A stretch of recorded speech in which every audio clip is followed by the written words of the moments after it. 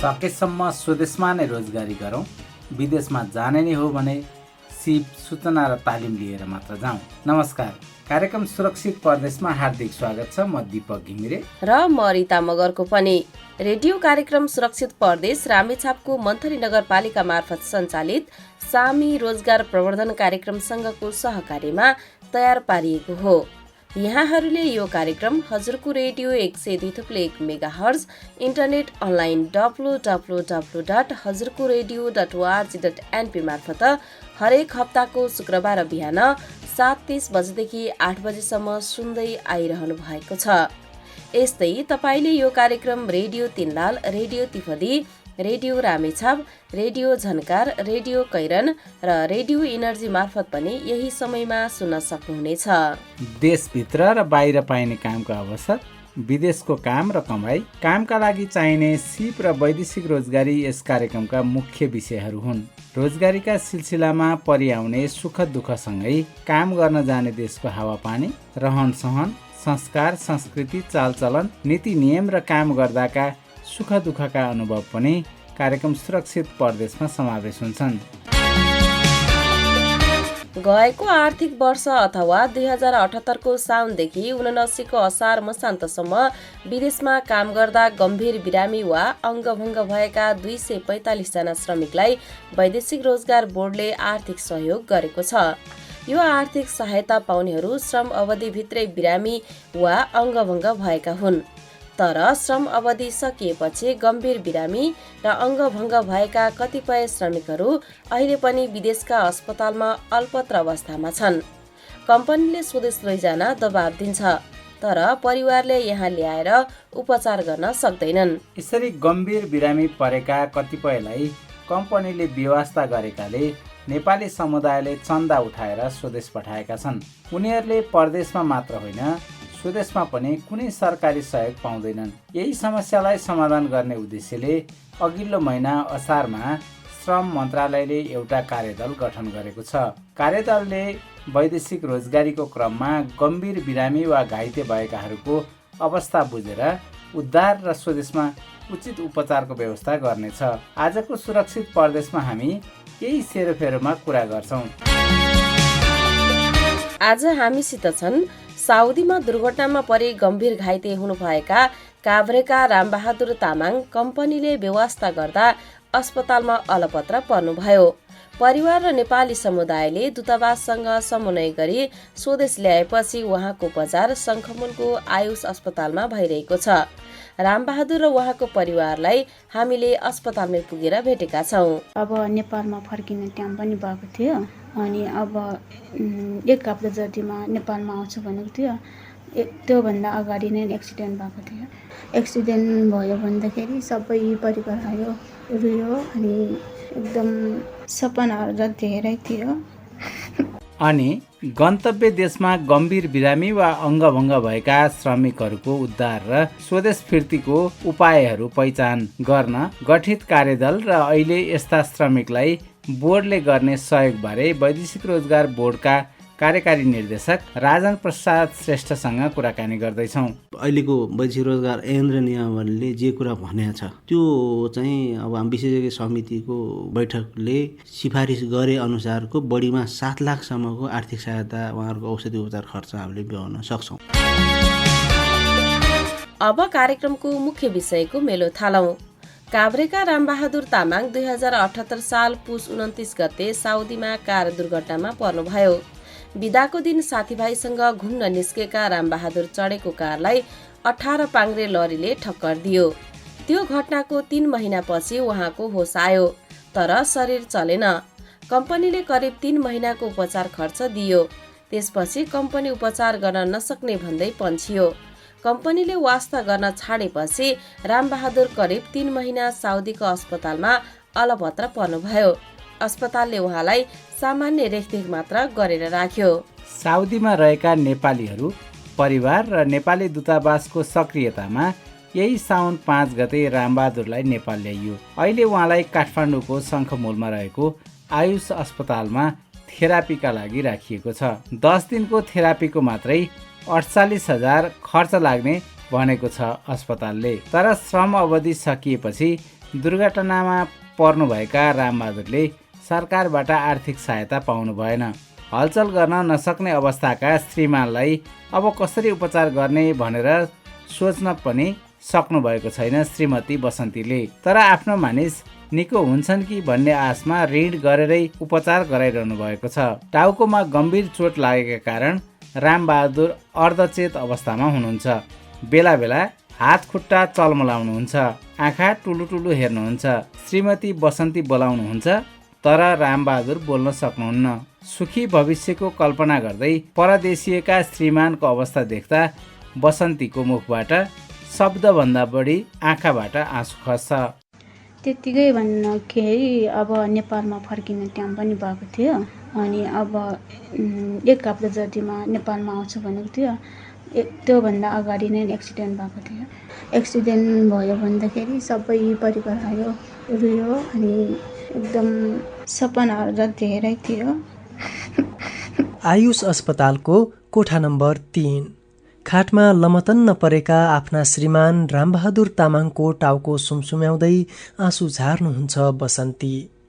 झ्यालबाट आएका घामका किरणले रामबहादुरलाई थेरापीको काम गरेको छ। उहाँको नाकमा लगाएको मसिनो पाइपबाटै झोलिलो खानेकुराहरू दिइन्छ। आँखा खुल्ला छन्, कति बेला निभाउनुहुन्छ, कोही चिनेको जस्तो लागेमा हेरिरहनुहुन्छ। न त बोल्न सक्नुहुन्छ, न मुस्कुराउन, न त आँसु नै झार्न। तर बेला बेला हाई काट्नुहुन्छ, कति बेला हात खुट्टा चलमलाउनुहुन्छ। श्रीमानले यत्तिको चलमल गर्दा बसन्तीको आशा बढेर दोब्बर हुन्छ। समस्याहरू त धेरै नै भयो नि। मलाई पिर त लागिहाल्छ नि आफ्नैबाट हो। आफ्नो बुढा चारा नै ठिक होस् भनेर म धेरै भगवानहरूलाई प्रार्थना पनि गरिरहेको छु। काभ्रेका रामबहादुर झण्डै 7 महिना पहिले साउदीमा सडक दुर्घटनामा पर्नुभएको हो। नेपाल फर्किन 1 हप्ता मात्रै बाँकी छँदा उहाँ चढेको कारलाई पछाडिबाट आएको लरीले ठक्कर दियो। कारमा सवार 3 जना साथीहरूलाई खासै चोट लागेन, तर कारको सिसा रामबहादुरको घाँटी र टाउकोमा गाडियो। मेरुदण्डको हड्डी भाँचियो र 3 महिनासम्म होस पनि आएन। साउदी जर्मन अस्पतालमा भर्ना हुनुभएका रामबहादुरको 3 महिनासम्मको उपचार खर्च उहाँ कार्यरत कम्पनीले नै बिहोर्यो। तर पछि स्वास्थ्य बिमाले बिहोर्ने खर्च यति नै हो भन्दै कम्पनीले पनि हेर्न छाड्यो। त्यसपछि अस्पतालले पनि सामान्य रेखदेख बाहेक उपचार खर्च गर्न छाड्यो। नेपाल झिकाउन प्रक्रिया गर्दा गर्दै 3 महिना बित्यो। बल्ल त्यहाँ रहेको नेपाली दूतावास र वैदेशिक रोजगार बोर्डको पहलमा टिकट काटेर नेपाल एयरलाइन्सको जहाजमा रामबहादुरलाई नेपाल ल्याइयो। नेपाल ल्याएर 1 हप्ता नर्भिक अस्पतालमा राखेर अहिले थेरापीको लागि आयुषमा ल्याइएको हो। उहाँलाई निको होला र चाँडै घर लिन पाइएला भन्ने प्रतीक्षामा हुनुहुन्छ रामबहादुरका बुवा अमृत सिंह। गर्नुपर्ने काम गरिसक्यो, अब यो थेरापीमा लैजा भनेर पठाइदियो। थेरापी गरेपछिमा चाहिँ कति लामो समयसम्म गर्नुपर्छ अथवा के भन्नुभएको छ? त्यो त खास गरी उनीहरूले डेट त दिएन है। अब चाँडै ठिक हुनु सक्छ पनि भन्छ है, समय लाग्छ पनि भन्छ। सबैलाई परदेश सोचे जस्तो हुँदैन। रामबहादुरलाई पनि त्यस्तै भयो। 2 वर्ष पहिल्यै घर फर्किने तयारी भइरहँदा कोरोना महामारी सुरु भयो। रामबहादुर नेपाल फर्किन पाउनु भएन। उता कम्पनीमा काम पनि चलिरह्यो। उहाँ काममै व्यस्त रहनुभयो। यो बीचमा उहाँले पुनः श्रम स्वीकृति पनि लिन पाउनु भएन। करार अवधि सकिएपछि पनि काममा राख्दा कम्पनीले नयाँ करार गरेन। भिसाको अवधि पनि सकियो। 2 वर्षमा आउनुपर्ने है, आउनुपर्ने। अब यहाँ लकडाउन भयो भनौँ न है। अब 2 वर्ष लगातारै भयो। नेपाल आउनु सही भनेर अब त्यही भिसा थपेर काम गर्यो। अब 4 वर्ष बित्यो भनौँ न है। 4 वर्ष बित्यो। अब नेपाल आउने बेलामा अब त्यसै यो दुर्घटना पनि भयो, यसको भिसा पनि सकिएको, यो एक्सिडेन्ट पनि भयो, भिसा पनि थापेन। अब हुँदा हुँदै अब 5 वर्षसम्म लागिहाल्यो। वैदेशिक रोजगारीमा गएका श्रमिक भिसा अवधिभित्रै दुर्घटना वा गम्भीर बिरामी भएमा 7 लाख रुपियाँसम्म खर्च वैदेशिक रोजगार बोर्डले बिहोर्ने व्यवस्था छ। तर उहाँको भिसाको म्याद सकिएका कारण सरकारले उपचार खर्च तथा आर्थिक सहयोग गर्न मानेन। बरु साउदीमा कार्यरत नेपालीहरूले चन्दा उठाएर रामबहादुर बचाऊ अभियान नै सञ्चालन गरेका थिए। त्यही मार्फत प्राप्त भएको 6 लाख रुपियाँ रामबहादुरको परिवारलाई हस्तान्तरण गरिएको छ।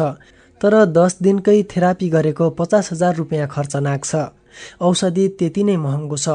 यो रकमले अहिलेलाई केही राहत भए पनि सरकारले नहेर्दा उहाँको परिवारलाई खर्च जुटाउन समस्या परेको छ। अब ऋण खोज्न बाँकी ठाउँ पनि कतै छैन। रामबहादुरले विदेशबाट पठाएको रेमिट्यान्स राज्यको आम्दानीमा गणना भयो, तर उहाँ गम्भीर बिरामी हुँदा राज्यको सेवा भने पाउनु भएन। रामबहादुरका बुवा कागजात बोकेर सरकारले छोराको उपचार गरिदिने आशामा वैदेशिक रोजगार बोर्डमा धाउनुभयो, तर त्यहाँबाट पनि निराशा मात्रै हात लाग्यो। उनीहरूले त अब 1.5 सकिसक्यो भन्थ्यो, त्यहाँदेखि फर्केर आए, त्यहाँदेखि गएको छैन। कस्तो डेट सकिसक्यो भन्नाले? अब 2 वर्षको लागि गएको, अनि अहिले 5 वर्षसम्म लाग्यो है। अनि 1.5 सक्यो, केही हुँदैन भन्छ। ए भिसाको म्याद सकियो भनेर अब चाहिँ सहयोग गर्न सक्दैनौँ भन्ने किसिमको कुरा गरे। त्यसै भन्थ्यो। घरको आर्थिक समस्या पार लगाउँछु भन्दै ऋणदान गरेर 5 वर्ष पहिले 20-21 वर्षको कलिलै उमेरमा साउदी जानुभएको थियो रामबहादुर। रेस्टुरेन्टमा वेटरको काम थियो। 2 वर्ष पहिले पोस्ट बढेर फ्लोर म्यानेजर पनि बन्नुभयो। कमाइ पनि राम्रै थियो, नेपाली 1 लाख रुपियाँ जति। यति कमाइको भरमा थियो रामबहादुरको परिवार। बसन्ती र रामबहादुरले सपना बुनेका थिए छोरालाई राम्रो विद्यालयमा पढाउने। त्यसैले छोरालाई पढाउनकै लागि बसन्ती भक्तपुरमा बस्नुहुन्थ्यो। छोरो 5 महिनाको हुँदा साउदी जानुभएका रामबहादुरलाई घर गएर छोरालाई अङ्गालोमा कस्ने रहर थियो। केही थान लुगा मिठाई दिएर यही हो छोरा तेरो परदेशी बुवाको कमाई भन्न मन थियो। रामबहादुर घर त फर्किनुभयो, तर कस्न सक्नु भएन छोरालाई न्यानो अङ्गालोमा। यस्तै कुरा सम्झेर फक्कानिनुहुन्छ बसन्ती।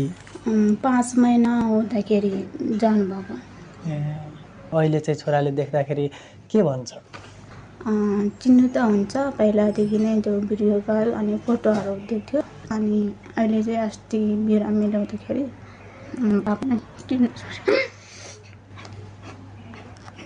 साउदीमा दुर्घटनामा परि गम्भीर बिरामी हुनुभएका काभ्रेका रामबहादुरको अवस्था र परिवारको कुरा प्रस्तुत गर्दै हुनुहुन्थ्यो साथी विद्यानन्द जोशी। गन्तव्य देशमा गम्भीर बिरामी वा अङ्गभङ्ग भएका श्रमिकलाई वैदेशिक रोजगार बोर्डले गर्ने आर्थिक सहयोग र सरकारले भर्खरै गठन गरेको कार्यदलले गरिरहेको कामबारे जानकारी लिएर एकैछिनमा आउने नै छौँ। सुरक्षित परदेश सुन्दै गर्नुहोला। तपाईँ अहिले रामेछापको मन्थली नगरपालिका मार्फत सञ्चालित सामे रोजगार प्रवर्धन कार्यक्रमसँगको सहकार्यमा तयार पारिएको रेडियो कार्यक्रम सुरक्षित परदेश सुन्दै हुनुहुन्छ। यस कार्यक्रममा हामी परदेश जाँदाका सजिला, अप्ठ्यारा र स्वदेशमै पाइने कामका अवसरका कुरा गर्छौँ। विदेश जानु अघि नै सही सूचना र जानकारी लिएर जाँदा परदेशको काम र कमाई सुरक्षित हुन्छ। यस्ता जानकारी दिएर तपाईँको वैदेशिक रोजगारको यात्रालाई सहज र सुरक्षित पार्नु रेडियो कार्यक्रम सुरक्षित परदेशको उद्देश्य हो।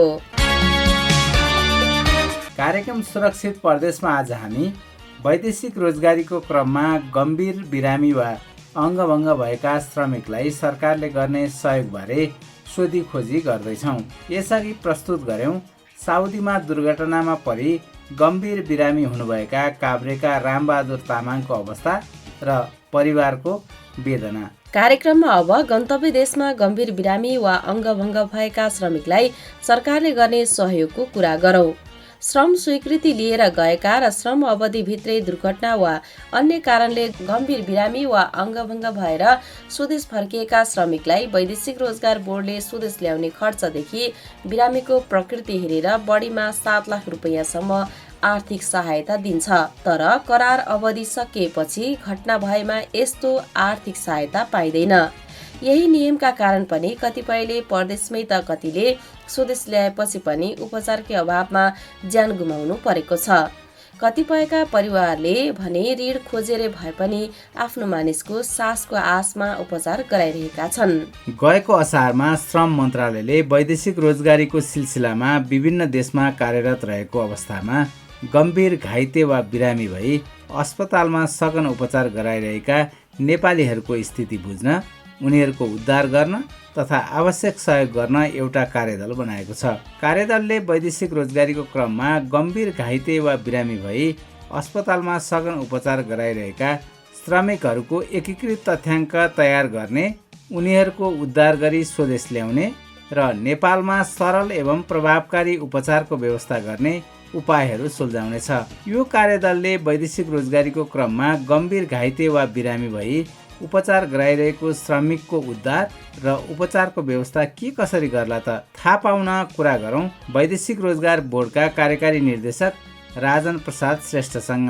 यो चाहिँ वैदेशिक रोजगार बोर्डको यो असार 21 गते सम्पन्न बोर्ड बैठकबाट निर्णय भएको हो होइन। खास गरिकन श्रम स्वीकृति लिएर वैदेशिक रोजगारमा कार्यरत रहँदा हाम्रा दाजुभाइ दिदीबहिनीहरू विविध कारणले दुर्घटनामा पर्ने अनि कतिपयको चाहिँ अलिक गम्भीर प्रकृतिको दुर्घटनाको शिकार भई कोमामा चाहिँ उपचाररत बस्नुपर्ने अवस्था छ। विदेशी भूमिमा चाहिँ अलपत्र परेका हाम्रा श्रमिक दाजुभाइ दिदीबहिनीहरूलाई उद्धार गरेर नेपाल ल्याउनु पर्ने यो चाहिँ अहिलेसम्मको सबैभन्दा महत्त्वपूर्ण चाहिँ संवेदनशील चाहिँ कामहरू अहिले हामीले फेस गरिरहेको कामहरू हुन्। यो चाहिँ यी कार्यहरू चाहिँ तपाईँको सम्पादन गर्न सजिलो छैन। यसका लागि स्वदेशभित्र अन्तर मन्त्रालय समन्वयको जरुरी छ। दोस्रो, यसलाई साँच्चैकै प्रभावकारी ढङ्गले हामीले चाहिँ कार्यान्वयनमा ल्याउने अथवा त्यो उहाँहरूलाई उद्धार गरेर चाहिँ नेपाल ल्याउने सन्दर्भमा विदेश स्थित हाम्रा नियोगहरू मात्रै होइन, त्यहाँ विदेश जुन देशमा उहाँहरू हुनुहुन्छ तत् देशका सरकारहरूसँग पनि सरकारका सम्बन्धित निकायहरूसँग पनि समन्वय गर्नु जरुरी छ। त्यो कारणले गर्दाखेरि विविध कारणले अल्पत्र परेर स्वदेश फर्काउनु पर्ने, उदाहरणको लागि हामीले योभन्दा अगाडि कोभिडको समस्या छैन, कोभिडका कारणले अल्पत्र परेर स्वदेश झिकाउनु पर्ने अवस्थामा रहेका हाम्रा श्रमिक दाजुभाइ दिदीबहिनीहरूलाई उद्धार गर्ने सन्दर्भ होस्। अनि अघि मैले भनेको जस्तो चाहिँ अब विविध कारणले चाहिँ तपाईँको गम्भीर प्रकृतिका चाहिँ तपाईँको दुर्घटनाको शिकार भएर कोमामा उपचाररत हाम्रा श्रमिक दाजुभाइ दिदीबहिनीहरूलाई घर ल्याउने, स्वदेश झिकाएर उपचार गराउने सन्दर्भ होस्, वा फौजदारी अभियोगमा चाहिँ जेल सजाय भुक्तान गरेर अब उहाँहरू घर फिर्ती केन्द्रमा रहेकालाई स्वदेश उद्धार गरेर अनि उहाँको परिवारमा पुर्याउने कुरा, यो तीनवटा काममा अघि मैले भने जस्तो चाहिँ विभिन्न निकायहरूसँग चाहिँ समन्वय गर्नुपर्ने भएकोले एउटा चुस्त समितिको गठन चाहिँ भएको थियो यो 21 गतेको बोर्ड निर्णयले। त्यसमा चाहिँ हाम्रो यो मन्त्रालयको वैदेशिक रोजगार महाशाखा प्रमुखको संयोजकत्वमा पराष्ट्र मन्त्रालयको सहसचिव र यो हाम्रो वैदेशिक रोजगार सचिवालयका चाहिँ कार्यकारी निर्देशकको सदस्य सचिव रहने गरेर 3 सदस्यीय एउटा चाहिँ कार्यदल टास्क फोर्स टाइपको चाहिँ गठन भएको छ। अब यो छिट्टै हामीले चाहिँ यी सबै कुराहरू अध्ययन गरेर तत्काल चाहिँ एक्सनमा जाने काम चाहिँ हुँदैछ। कसरी काम गर्छ यो टास्क फोर्सले? अध्ययन मात्रै गर्ने हो कि अथवा अध्ययन पश्चात एउटा ठोस निर्णयहरू अथवा ठोस योजना बनाएर त्यो अनुसार चाहिँ यही समिति मार्फत काम हुन्छ? कस्तो हो यो? त खास अब हामीले चाहिँ नतिजै चाहिँ ल्याउनको लागि चाहिँ यो समिति गठन भएको हो। अब कोमाको बिरामीलाई नेपाल ल्याएर उपचार गराउने सन्दर्भमा हामीसँग अहिले विद्यमान वैदेशिक रोजगार ऐन नियमावली अथवा नीतिमा त अलिकति नीतिगत हिसाबले छ, कानुनी आधारहरू स्पष्ट रूपमा छैन। कसरी ल्याउने, कुन प्रक्रिया कुन विधिबाट ल्याउने, उनीहरूलाई खर्च गर्नु पर्यो भने खर्चको मोडालिटी विधि के हुने हो लगायतका विषयमा धेरै अन्यलता छ। त्यही भएर एउटा कानुनी आधार तयार गर्नु जरुरी छ कि उहाँलाई कुन आधारमा। अब यो हामीले पटक धेरै चाहिँ पटक चाहिँ यो प्रयास गऱ्यौँ बोर्डमा। अब म आफैले पनि यो चाहिँ प्रस्ताव लिएर गएको थिएँ। खास गरिकन अब त्यहाँ 4 खालका चाहिँ शर्तहरू पुरा भयो भने बोर्डले यो काम गर्छ भनेर चाहिँ हामीले प्रस्ताव लिएर गयौँ। जस्तो तपाईँको 4वटाको कुरा गर्नुपर्दाखेरि चाहिँ त्यो शर्तको कुरा गर्नुपर्दाखेरि जस्तो श्रम स्वीकृति लिएर गएको बिरामी मतलब श्रमिक त्यहाँ चाहिँ दुर्घटनामा पर्नुभयो, अहिले कोमामा हुनुहुन्छ भने उहाँलाई नेपाल ल्याउन सबभन्दा पहिला नेपालमा रहेका उहाँको परिवारले सहयोग गर्नु पर्यो। नेपालमा ल्याइदिनुहोस् भनेर नेपालमा आएपछि हामीले पनि जिम्मेवार हुन्छौँ, हामी पनि जिम्मेवारी लिन्छौँ भनेर सम्बन्धित बिरामीको परिवारले निवेदन दिनु पर्यो। दोस्रो कुरा, त्यो निवेदन प्राप्त भएपछि चाहिँ तत्कालै त्यो बिरामीलाई चाहिँ झिकाउने सन्दर्भमा तत्काल ल्याउन सकिने अवस्था के कस्तो छ त्यो बुझ्नको लागि चाहिँ हामीले सम्बन्धित नियोग मार्फत हस्पिटलमा अब चाहिँ जाँच पडताल गर्छौँ। हस्पिटलले फिट टु फ्लाइ अथवा त्यो बिरामी नेपाल लग्दा हुन्छ, स्वदेश लग्दा हुन्छ भनेर त्यो कागजातहरू दिने सर्ट दिने अवस्थामा हामीले फेरि नेपाल त्यतिकै ल्याएर अलपत्र पार्ने त कुरो हुँदैन। यहाँ पनि त हामीले चाहिँ अब सरकारी अस्पताल विभिन्न अस्पतालहरूसँग समन्वय गरेर एक्सेप्टेन्स लेटर, बिरामी यो खालको बिरामी आयो भने हामी चाहिँ उहाँलाई बेड दिन्छौँ भनेर एक्सेप्टेन्स लेटर चाहिँ हामीले लिनुपर्छ, तेस्रो शर्त। र चौथो शर्त चाहिँ यसरी ल्याउने क्रममा अधिकतम खर्च कति गर्ने त कोषबाट, कल्याणकारी कोषबाट। यो 4वटा विषय क्लियर भयो भने मात्रै बिरामीलाई नेपाल ल्याएर उपचार गराउन सकिन्छ। अब यहाँ चाहिँ श्रम स्वीकृति लिएर गएको अवस्थामा त तपाईँको औषधि उपचार खर्च त हामीले दिइ पनि राखेको छौँ होइन, नियमअनुसार बढीमा 7 लाख त पाउनुहुन्छ उहाँले। तर नेपाल ल्याउने सन्दर्भमा यी 4वटा शर्त पुरा भएपछि मात्रै हामीले ल्याउन सक्छौँ भनेर त्यो खालको छलफल चाहिँ भइसकेपछि अब यसलाई चाहिँ एउटा कार्यविधि अथवा निर्देशिका जस्तो बनाएर चाहिँ कार्यान्वयनमा नल्याएसम्म साँच्चै यो चाहिँ बिरामी ल्याउन चाहिँ गाह्रो विषय हुँदो रहेछ। यस्ता जटिल विषयहरू चाहिँ फुकाउने सन्दर्भमा यो समितिले काम गर्छ। अनि के हुन्छ भने अब यो समिति डिजल्भ हुँदैन, यो बन्द हुँदैन, त्यसपछि आएर यो चाहिँ आफै त्यस्तै पर्यो भने तत्काल विदेशमा गएर सम्बन्धित नियोग मार्फत सम्बन्धित सरकारका विभिन्न निकायहरूसँग चाहिँ छलफल समन्वय अथवा के गर्नुपर्ने त्यो एक्सनमा पनि जान सक्ने गरेर हामीले त्यो खालको परिकल्पना गरेर यो समितिको अहिले चाहिँ तर्जुमा गरे हो। हाम्रा नेपाली दाजुभाइ दिदीबहिनी, हाम्रा श्रमिक दाजुभाइ दिदीबहिनीहरू अथवा हाम्रो नेपाली नागरिकलाई द्रुत रूपमा उद्धार गरेर नेपाल ल्याउने सन्दर्भमा चाहिँ नि अब यो आन्तरिक हाम्रो आफ्नै देशमा चाहिँ अन्तर्मन्त्रालय अन्तर्निकाय समन्वय र त्यो समन्वयात्मक हिसाबले उद्धार गर्ने सन्दर्भमा जुन देशबाट उद्धार गर्नुपर्ने हो त्यो देशका सम्बन्धित निकायहरूसँग चाहिँ द्रुत समन्वय सहकार्य गरेर त्यो उद्धार लगायतका सेवाहरू गर्ने उद्देश्यले समिति गठन भयो। कोही कामदार एकदम गम्भीर बिरामी हुनुभयो र उहाँको बिमार चाहिँ लङ टर्मसम्म पनि भनौँ न उहाँ बाँचुन्जेल रहन्छ अथवा दुर्घटनामा परेर अङ्गभङ्ग हुनुभयो, अब कोमाकै कुरा गर्नुभयो, लामो समयसम्म उपचार गरिराख्नुपर्ने रोग लिएर पनि कतिपय फर्कनुहुन्छ होइन। यो खालको प्रकृतिको समस्या हुने कामदारलाई बोर्डले चाहिँ कस्तो सहयोग गर्छ र कस्तो गरिरहेको छ अहिले?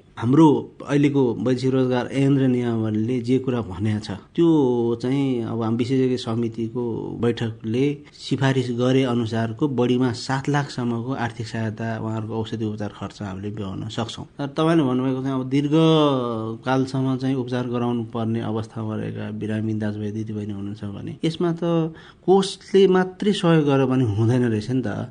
अब कोषको रकम प्रयोग गरेर चाहिँ एउटा सीमासम्म चाहिँ गर्न सकियो, त्यसपछि के भन्ने एउटा ठुलो प्रश्न चाहिँ हाम्रो सामु आउँछ। यस्तो अवस्थामा राज्यले अथवा स्वयं चाहिँ तपाईँको बिरामीको परिवारले पनि जिम्मेवारी लिनुपर्ने हुन्छ। यो भनेको एकीकृत ढङ्गले अब त्यस्तो भने हाम्रो सामाजिक संस्था सङ्घ संस्थाहरू पनि यसमा चाहिँ उहाँहरूले पनि सहयोग गर्नुपर्ने अवस्था हुन सक्छ।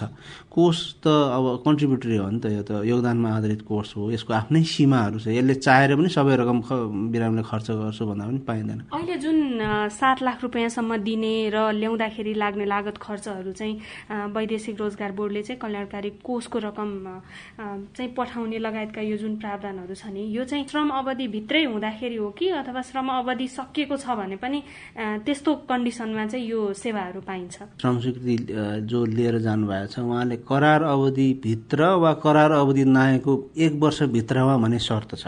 नियमावली हेर्नुभयो भने तपाईँको 2 वर्ष करार अवधिमा जानुभयो भने 3 वर्ष 1 वर्ष ग्रेस हुन्छ। त्यो 3 वर्षभित्रमा यो घटना घटेर त्यो कोमामा रहेको हुनु पर्यो। त्यसपछि अब उहाँहरू कोमा भनेको त धेरै वर्षसम्म जतिसम्म बस्दा पनि त्यस्तो अवस्थामा चाहिँ त्यो अवधिभित्रमा बिरामी भएको हकमा चाहिँ हाम्रो कोषको रकम प्रयोग गर्न सकिन्छ। करार अवधि वा करार अवधि नागेको 1 वर्षभित्र भनेको छौँ नि, त्यो भनेको जस्तो 2 वर्ष करारको लागि जानुभएको छ भने 3 वर्ष नागेको अवस्था छ र 3 वर्ष नागिसकेपछि यो गम्भीर प्रकृतिको दुर्घटनामा परेर कोमा पर्नुभएको छ भने फेरि हामीलाई समस्या आउँछ। त्यस्तो अवस्थामा अब के गर्ने भन्ने एउटा त्यही भएर यो समिति यसले फुकाउनु पर्यो। समितिले अब अनेक चाहिँ अब कानुनी हिसाबले अथवा कानुनी हिसाबले तयार गरेर मात्र भएन, कार्यान्वयन तहमा जानलाई पनि यसले चाहिँ सहजीकरण गर्नको लागि पनि समिति गठन पायो। धेरै कुराहरू जटिल खालका सवालहरू हाम्रो सामु तेर्सिएका छन्। यी सवालहरूलाई सरलीकृत गर्दै सहजीकरण गर्दै अगाडि बढाउने उद्देश्यले नै यो समिति हामी क्रियाशील रहेका छौँ। अहिले कतिपय त यस्तो पनि छन् नि त, नेपाल ल्याएर अस्पतालमा एक दिन राख्न नसक्ने आर्थिक अवस्था भएका परिवारहरू पनि छन् होइन। त्यस्तो खालको विशेष जुन आर्थिक अवस्था भएका त्यस्तो खालको परिवार छ जसले उपचारै गर्न सक्दैन, आफ्नो मान्छेलाई हेर्नै सक्दैन भने त्यस्तो अवस्थामा चाहिँ के गर्ने त भन्ने पनि एउटा ठुलो प्रश्न छ नि त अहिले त। हामी छलफलमै छौँ। अब यो यस्तो खालको विभिन्न प्रकृतिहरू विभिन्न चाहिँ सिचुएसनहरू आउँदो रहेछन् होइन। सबै एउटै प्रकृतिको एउटै खालको भन्ने हुँदैन। अब विभिन्न प्रकृतिका चाहिँ यो चाहिँ बिरामीहरूलाई कसरी चाहिँ ट्रिट गर्ने भन्ने जटिलता हाम्रो सामु छ। मैले अघि नै भने नि 3 वर्ष नआएपछि के अन्त, अब 3 वर्ष नआएर यस्तो घटना घटेको छ भने उसलाई के गर्ने। तपाईँको अब भनौँ न 3 वर्ष नागिसकेपछि चाहिँ उसलाई फौजदारी अभियोग लगायो, जेलमा पर्यो, त्यसपछि आएर चाहिँ ऊ अलबद्र पर्यो। अब उसलाई उद्धार गर्ने सन्दर्भमा के गर्ने, किनभने ऐनले त्यस्तोलाई खर्च गर भन्दैन, हाम्रो त योगदानमा आधारित हो। भनेपछि यो यस्तो खालको प्रकृतिलाई कसरी सम्बोधन गर्ने, यसका सम्बोधन गर्ने निकायहरू के हुन सक्ला। खालि कोष मात्रै त होइन नि त। एउटा श्रमिक वैदेशिक रोजगारमा जाँदाखेरि त्यसले त्यो देशको आर्थिक विकास त्यो देशलाई पनि टेवा पर्यो, आर्थिक विकासमा टेवा दिइरहेको हुन्छ। उसको त्यही भएर रोजगारदाता जिम्मेवार हुनुपर्छ भनेको कारण त्यो हो। त्यसपछि आएर यहाँ उसको परिवारलाई आर्थिक हिसाबले उसको परिवारलाई सहयोग दिइरहेको छ, उसको परिवार जिम्मेवार हुने कि नहुने। त्यसपछि आएर सरकारलाई विभिन्न करहरू मार्फत सरकारलाई सहयोग गरेर आफ्नो होइन पुर्याइरहन्छ, सरकार जिम्मेवार हुने कि नहुने। यो हाम्रो कोषमा 1500 रुपियाँ चाहिँ बुझाएर जानुभएको छ। कोषको रकमको प्रयोग गर्ने सन्दर्भमा एउटा कानुनी छ, अझ यसलाई चाहिँ कानुनी जटिलताहरू यसलाई चाहिँ सरलीकृत गर्दै लाने हो, उहाँहरूलाई अधिकतम सेवा दिने हो। त्यो सबै कुराहरूमा सबैको एकीकृत हिसाब, एकीकृत भनौँ न समन्वय, एकीकृत चाहिँ पहल भएन भने यो चाहिँ कोषबाट मात्रै सबै काम गरिनुपर्छ भनेर कसैले भन्छ भने त्यो चाहिँ असम्भव प्राय जस्तो देख्छु म। यो समिति बनेको छ, अब जुन तपाईँहरूले गृह कार्य गर्दै हुनुहुन्छ,